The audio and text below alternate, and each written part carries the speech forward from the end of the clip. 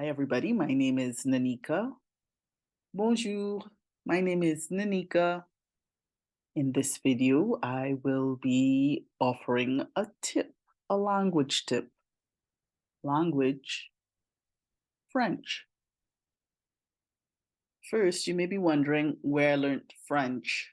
I did French for 7 years in high school, specializing particularly in my last 2 years of high school, which were really intense, so much so that when I went to university in Canada, 1 year of university was actually, I was exempted, of 1 year of university because the exams that I sat, A levels, are just that intense, so it's almost like your first year of university.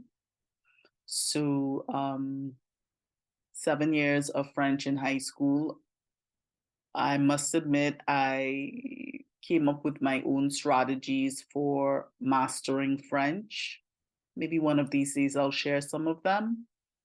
And then when I studied in Canada, I studied in Quebec, I studied in Montreal, I studied in Montreal, and my university was not French speaking, it was an English university, but I was in Montreal, I had to, when I went about just regular everyday life, like going to the grocery or buying food, using the metro, looking for an apartment, looking for housing, that kind of thing. I did have to use French. Anyway, here's my French tip for you. One of the fastest ways to move towards mastering French is to become familiar with cognates. Cognates are words that connect two languages in terms of pronunciation and also sight. I mean, visually, these words look similar and sound similar in most instances, and often mean the same thing or something similar, unless they are false cognates. So, for example, just not focusing on false cognates, but just focusing on, just straight cognates. In French, you have, see if you can figure out what these are. I'm sure you will because they look so similar to English. La nation, l'éducation, la population.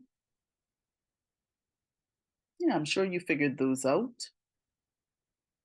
Population, nation, education. I may not have gotten them in the right order there, but you know what I mean. Yeah, once you learn these words, they can help you build your vocabulary very quickly because they would be easier to memorize because you can easily draw reference from your own language, and they're easy to recognize, and sometimes they might be easier for someone to pronounce. So that's just a little tip, and there are many more examples of those in French, and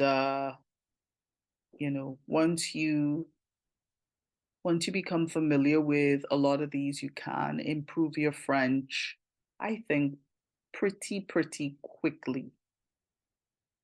So that's just a quick tip. À bientôt, à tout à l'heure.